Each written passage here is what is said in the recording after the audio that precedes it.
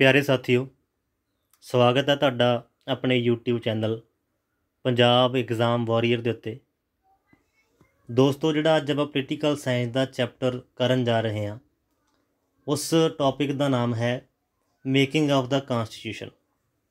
कि जिहड़ा साडा संविधान है ये किस तरह बनिया, इहदी रूपरेखा की सी, संविधान सभा की मंग किहने कीती ते ਵੱਖ-ਵੱਖ ਜਿਹੜੀਆਂ कमेटियां सी उन्हां दी की भूमिका सी, ਉਹ ਸਾਰੀਆਂ ਗੱਲਾਂ ਆਪਾਂ इस वीडियो ਦੇ ਵਿੱਚ ਵਿਸਥਾਰ ਸਹਿਤ ਕਰਾਂਗੇ।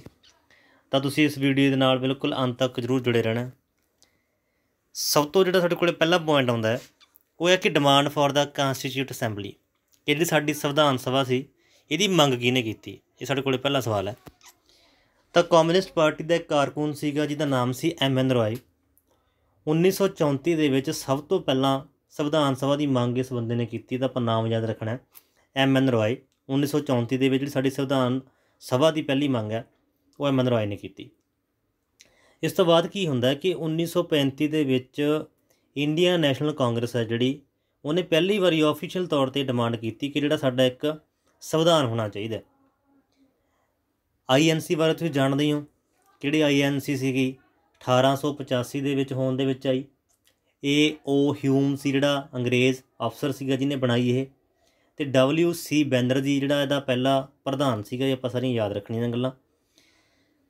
ਤਾਂ 1938 ਦੇ ਵਿੱਚ ਕੀ ਹੁੰਦਾ ਕਿ ਜਿਹੜਾ ਜਵਾਹਰ ਲਾਲ ਨਹਿਰੂ ਜਿਹੜਾ ਬਾਅਦ ਦੇ ਵਿੱਚ ਸਾਡਾ ਪਹਿਲਾ ਪ੍ਰਧਾਨ ਮੰਤਰੀ ਨਿਯੁਕਤ ਹੁੰਦੇ ਨੇ, ਉਹਨਾਂ ਨੇ ਇਹ ਮਤਲਬ ਮੰਗ ਕੀਤੀ, ਡਿਕਲੇਅਰ ਕੀਤਾ ਕਿ ਆਜ਼ਾਦ ਭਾਰਤ ਤੋਂ ਬਾਅਦ ਸਾਡਾ ਇੱਕ ਕੀ ਹੈ ਸੰਵਿਧਾਨ ਹੋਣਾ ਚਾਹੀਦਾ। ਅਤੇ ਸੰਵਿਧਾਨ ਨੂੰ ਬਣਾਉਣ ਵਾਸਤੇ ਜਿਹੜੀ ਸਾਡੀ ਕੋਈ ਸੰਵਿਧਾਨ ਸਭਾ ਦੇ ਵਿੱਚ ਕਿਸੇ ਤਰ੍ਹਾਂ ਦੀ ਕੋਈ ਇੰਟਰਫੇਰੈਂਸ ਨਹੀਂ ਹੋਣੀ ਚਾਹੀਦੀ। ਤਾਂ 1940 ਦੇ ਵਿੱਚ, ਜਿਹਨੂੰ ਅਸੀਂ ਅਗਸਤ ਆਫਰ ਬੋਲਦੇ ਹਾਂ, 1940 ਦੇ ਵਿੱਚ ਜਿਹੜੀ ਬ੍ਰਿਟਿਸ਼ ਗੌਰਮੈਂਟ ਸੀਗੀ ਉਹਨੇ ਆਫੀਸ਼ੀਅਲ ਤੌਰ ਦੇ ਉੱਤੇ ਇਸ ਗੱਲ ਨੂੰ ਸਵੀਕਾਰ ਕਰ ਲਿਆ ਸੀਗਾ ਕਿ ਭਾਰਤ ਦਾ ਇੱਕ ਸੰਵਿਧਾਨ ਹੋਣਾ ਚਾਹੀਦਾ। ਤਾਂ ਫਿਰ ਕੀ ਹੁੰਦਾ ਕਿ 1942 ਦੇ ਵਿੱਚ ਸਰ ਸਟੈਫੋਰਡ ਕ੍ਰਿਪਸ ਨੂੰ ਭਾਰਤ ਵਿੱਚ ਭੇਜਿਆ ਜਾਂਦਾ ਇੱਕ ਪ੍ਰਪੋਜ਼ਲ ਲੈ ਕੇ ਕਿ ਜਿਹੜਾ ਭਾਰਤ ਆ ਉਹਦਾ ਸੰਵਿਧਾਨ ਕਿਸ ਤਰ੍ਹਾਂ ਹੋਣਾ ਚਾਹੀਦਾ, ਕਿ ਉਹਦੇ ਵਿੱਚ ਕਿਹੜੀਆਂ ਕਿਹੜੀਆਂ ਗੱਲਾਂ ਨੇ ਉਹ ਆਪਾਂ ਨੇ ਪਾਉਣੀਆਂ ਨੇ। ਇਹ ਸਾਰੀਆਂ ਗੱਲਾਂ ਲੈ ਕੇ ਜਿਹੜਾ ਸਟੈਫੋਰਡ ਕ੍ਰਿਪਸ ਹੈ ਉਹ ਭਾਰਤ ਦੇ ਵਿੱਚ ਆਉਂਦਾ ਤਾਂ ਕਿ ਭਾਰਤ ਦਾ ਜਿਹੜਾ ਇੱਕ ਸੰਵਿਧਾਨ ਬਣਾਇਆ ਜਾ ਸਕੇ। ਪਰ ਹੁੰਦਾ ਕੀ ਹੈ ਕਿ ਜਿਹੜੀ ਉਸ ਟਾਈਮ ਦੇ ਵਿੱਚ ਮੁਸਲਿਮ ਲੀਗ ਸੀਗੀ ਉਹਨੇ ਜਿਹੜਾ ਕ੍ਰਿਪਸ ਦਾ ਪ੍ਰਪੋਜ਼ਲ ਸੀਗਾ ਉਹਨੂੰ ਰਿਜੈਕਟ ਕਰਤਾ। ਮੁਸਲਿਮ ਲੀਗ ਬਾਰੇ ਵੀ ਆਪਾਂ ਗੱਲ ਕਰ ਲਈ ਪਹਿਲਾਂ ਪਿਛਲੀ ਵੀਡੀਓ ਦੇ ਵਿੱਚ ਕਿ 1906 ਦੇ ਵਿੱਚ ਜਿਹੜੀ ਪਾਰਟੀ ਹੋਂਦ ਦੇ ਵਿੱਚ ਆਈ ਸੀ ਅਤੇ ਆਗਾ ਖਾਨ ਹੋਰਾਂ ਦੀ ਅਗਵਾਈ ਦੇ ਵਿੱਚ ਜਿਹੜੀ ਸਾਰੀ ਪਾਰਟੀ ਦੀ ਹੋਂਦ ਆਈ। ਜਦੋਂ ਕ੍ਰਿਪਸ ਮਿਸ਼ਨ ਦੀਆਂ ਜਿਹੜੀਆਂ ਸ਼ਰਤਾਂ ਨੇ ਉਹਨੂੰ ਨਾ ਮਨਜ਼ੂਰ ਕਰਤਾ ਜਾਂਦਾ ਤਾਂ ਅਖੀਰ ਦੇ ਵਿੱਚ ਜਿਹੜਾ ਕੈਬਨਿਟ ਮਿਸ਼ਨ ਹੈ ਉਹਨੂੰ ਭਾਰਤ ਵਿੱਚ ਭੇਜਿਆ ਜਾਂਦਾ, ਜਿਹੜਾ ਆ ਕੇ ਸਾਡੇ ਸੰਵਿਧਾਨ ਪ੍ਰਤੀ ਸਾਡੇ ਲੋਕਾਂ ਨਾਲ ਗੱਲਾਂ ਕਰਦੇ ਨੇ। ਉਹ ਤਾਂ ਆਪਾਂ ਉਹਦੀ ਜ਼ਿਕਰ ਜਿਹੜਾ ਅੱਗੇ ਕਰਦੇ ਹਾਂ। ਸਾਡੀ ਜਿਹੜੀ ਸੰਵਿਧਾਨ ਸਭਾ ਹੈ ਇਹਦਾ ਪੂਰੀ ਬਣਤਰ ਕੀ ਹੈ, ਇਹਦੀ ਰੂਪਰੇਖਾ ਕੀ ਹੈ। ਜਿਹੜੀ ਸਾਡੀ ਕਾਂਸਟੀਟਿਊਟ ਅਸੈਂਬਲੀ ਹੈ ਇਹ ਨਵੰਬਰ 1946 ਦੇ ਵਿੱਚ ਕੈਬਨਿਟ ਮਿਸ਼ਨ ਪਲਾਨ ਸੀ ਜਿਹੜਾ ਉਹਦੇ ਅਧੀਨ ਬਣਦੀ ਹੈ।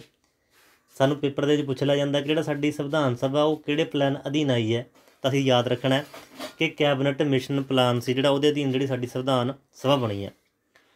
ਤਾਂ ਜਦੋਂ ਸਾਡੀ ਸੰਵਿਧਾਨ ਸਭਾ ਬਣੀ ਤਾਂ ਉਸ ਟਾਈਮ ਦੇ ਵਿੱਚ ਜਿਹੜੀ ਸਾਡੀ ਸੰਵਿਧਾਨ ਸਭਾ ਦੇ ਵਿੱਚ ਮੈਂਬਰ ਸੀ ਉਹਨਾਂ ਦੀ ਗਿਣਤੀ ਸੀਗੀ 399। ਇਹ ਆਪਾਂ ਯਾਦ ਰੱਖਣਾ, ਜਿਹਦੇ ਵਿੱਚੋਂ ਜਿਹੜੀਆਂ 296 ਸੀਟਾਂ ਸੀਗੀਆਂ ਉਹ ਜਿਹੜੇ ਬ੍ਰਿਟਿਸ਼ ਇੰਡੀਆ ਨੂੰ ਅਲਾਟ ਕੀਤੀਆਂ ਗਈਆਂ ਸੀਗੀਆਂ, ਅਤੇ ਜਿਹੜੀਆਂ 93 ਸੀਟਾਂ ਸੀਗੀਆਂ ਉਹ ਜਿਹੜੇ ਸਾਡੇ ਰਾਜੇ ਰਾਜ ਕਰਦੇ ਸੀਗੇ, ਜਿਹੜੇ ਪ੍ਰਿੰਸਲੀ ਸਟੇਟ ਸੀਗੇ ਉਹਨਾਂ ਦੇ ਵਿੱਚ ਚੁਣੇ ਹੋਏ ਬੰਦੇ ਸੀਗੇ।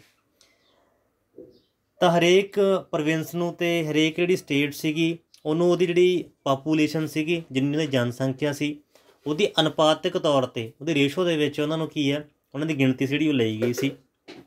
ਤਾਂ ਇਹ ਇੱਕ ਮੇਨ ਆਪਾਂ ਕਹਿ ਸਕਦੇ ਹਾਂ ਮੁੱਦਾ ਸੀਗਾ ਜਿਹਨੇ ਬਾਅਦ ਦੇ ਵਿੱਚ ਭਾਰਤ ਨੂੰ ਮੁਸਲਿਮ ਸਿੱਖ ਦੇ ਜਨਰਲ ਦੇ ਵਿੱਚ ਵੰਡਿਆ, ਕਿਉਂਕਿ ਉਹਨਾਂ ਦਾ ਪਹਿਲਾਂ ਹੀ ਸਿਸਟਮ ਸੀਗਾ ਕਿ ਡਿਵਾਈਡ ਕਰੋ ਅਤੇ ਇਸ ਤੋਂ ਬਾਅਦ ਇਹਨਾਂ 'ਤੇ ਰੂਲ ਕਰੋ।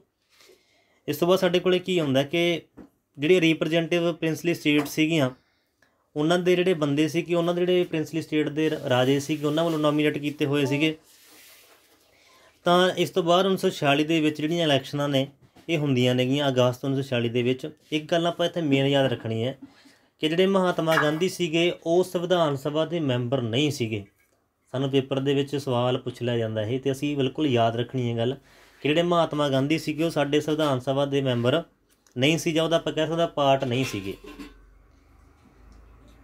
ਅਗਲੀ ਗੱਲ ਕੀ ਹੈ ਕਿ ਜਿਹੜੀ ਸਾਡੀ ਪਹਿਲੀ ਮੀਟਿੰਗ ਹੁੰਦੀ ਹੈ ਸੰਵਿਧਾਨ ਸਭਾ ਦੀ ਉਹ ਹੁੰਦੀ ਹੈ 9 ਦਸੰਬਰ 1946 ਨੂੰ।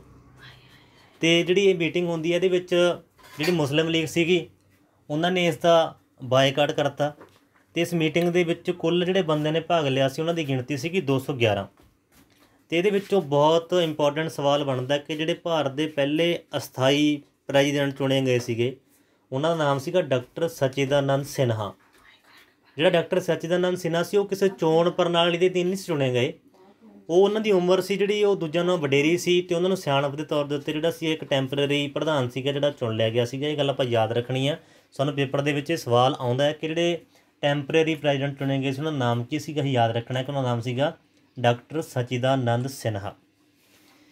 ਫਿਰ ਇਸ ਤੋਂ ਬਾਅਦ 2 ਦਿਨਾਂ ਬਾਅਦ ਫਿਰ ਮੀਟਿੰਗ ਹੁੰਦੀ ਹੈ ਦਸੰਬਰ 11 ਨੂੰ, ਦਸੰਬਰ 11 1946 ਨੂੰ। ਇਹਦੇ ਵਿੱਚ ਕੀ ਹੈ ਕਿ ਡਾਕਟਰ ਰਜਿੰਦਰ ਪ੍ਰਸਾਦ ਨੇ ਜਿਹੜੇ ਉਹਨਾਂ ਨੂੰ ਜਿਹੜਾ ਪਰਮਾਨੈਂਟ ਪ੍ਰੈਜ਼ੀਡੈਂਟ ਇੱਥੇ ਚੁਣ ਲਿਆ ਜਾਂਦਾ ਅਸੈਂਬਲੀ ਵੱਲੋਂ।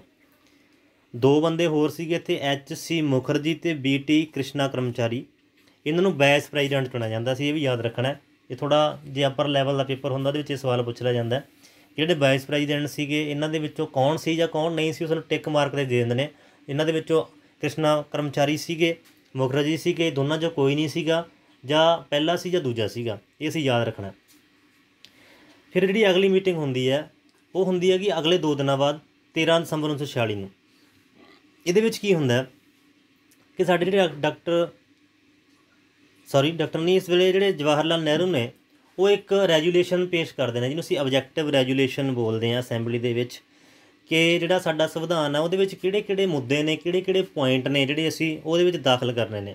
ਤਾਂ ਇਹਨੂੰ ਆਬਜੈਕਟਿਵ ਰੈਜੂਲੇਸ਼ਨ ਬੋਲਿਆ ਜਾਂਦਾ, ਜਿਹੜਾ ਕਿ 13 ਦਸੰਬਰ 1946 ਨੂੰ ਮਤਲਬ ਸਾਹਮਣੇ ਰੱਖਿਆ ਗਿਆ ਸੀਗਾ। ਅਤੇ ਇਸ ਰੈਜੂਲੇਸ਼ਨ ਨੂੰ 22 ਜਨਵਰੀ 1947 ਨੂੰ ਜਿਹੜੀ ਅਸੈਂਬਲੀ ਆ ਉਹ ਬਿਨਾਂ ਕਿਸੇ ਉਹ ਤੋਂ ਬਹਿਸ ਤੋਂ ਚਰਚਾ ਤੋਂ ਉਹਨੂੰ ਅਪਣਾ ਲੈਂਦੀ ਹੈ। ਅਤੇ ਇਹਨੂੰ ਆਪਾਂ ਕਹਿੰਦੇ ਹਾਂ ਕਿ ਜਿਹੜਾ ਸਾਡਾ ਮੋਡੀਫਾਈਡ ਵਰਜ਼ਨ ਹੈ ਪ੍ਰੈਂਬਲ ਦਾ ਅੱਜ ਵਾਲੇ ਦਾ, ਉਹ ਬਹੁਤੀਆਂ ਗੱਲਾਂ ਨੇ ਜਿਹੜੀਆਂ ਉਹ ਸਾਡੇ ਜਿਹੜਾ ਆਬਜੈਕਟਿਵ ਰੈਜੂਲੇਸ਼ਨ ਸੀਗਾ ਉਹਦੇ 'ਤੇ ਆਧਾਰਿਤ ਨੇਗੀਆਂ। ਅੱਗੇ ਅਸੀਂ ਯਾਦ ਰੱਖਣਾ ਪੇਪਰ ਦੇ ਸਾਨੂੰ ਪੁੱਛਿਆ ਜਾਂਦਾ ਕਿ ਕਿਹੜੀਆਂ ਕਮੇਟੀਆਂ ਦੇ ਮੁਖੀ ਕੌਣ ਸੀਗੇ। ਸਾਡੇ ਕੋਲ ਕਮੇਟੀਆਂ ਬਣੀਆਂ ਜਿਹੜੀਆਂ ਕਾਂਸਟੀਟਿਊਸ਼ਨ ਅਸੈਂਬਲੀ ਦੇ ਵਿੱਚ ਸੀਗੀਆਂ।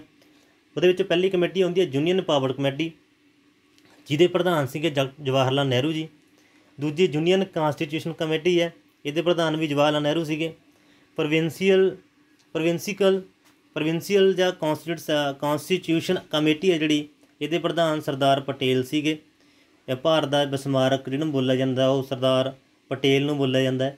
ਅਤੇ ਸਰਦਾਰ ਦੀ ਪਦਵੀ ਜਿਹੜਾ ਬਾਰਦੋਲੀ ਦਾ ਵਿਦਰੋਹ ਹੋਇਆ ਸੀਗਾ, ਬਾਰਦੋਲੀ ਸੱਤਿਆਗ੍ਰਹਿ ਹੋਇਆ ਸੀਗਾ ਜਿਹੜਾ, ਉੱਥੋਂ ਇਹਨਾਂ ਸਰਦਾਰ ਦੀ ਉਪਾਧੀ ਮਿਲੀ ਸੀਗੀ। ਇਹ ਵੀ ਆਪਾਂ ਯਾਦ ਰੱਖਣਾ ਕਿ ਬਾਰਦੋਲੀ ਜਿਹੜਾ ਸੱਤਿਆਗ੍ਰਹਿ ਸੀਗਾ। ਡਰਾਫਟਿੰਗ ਕਮੇਟੀ ਦੇ ਵਿੱਚ ਬਹੁਤ ਇੰਪੋਰਟੈਂਟ ਹੈ, ਜਿਹਦੇ ਪ੍ਰਧਾਨ ਸੀਗੇ ਜਿਹੜੇ ਡਾਕਟਰ BR ਅੰਬੇਦਕਰ ਸੀਗੇ।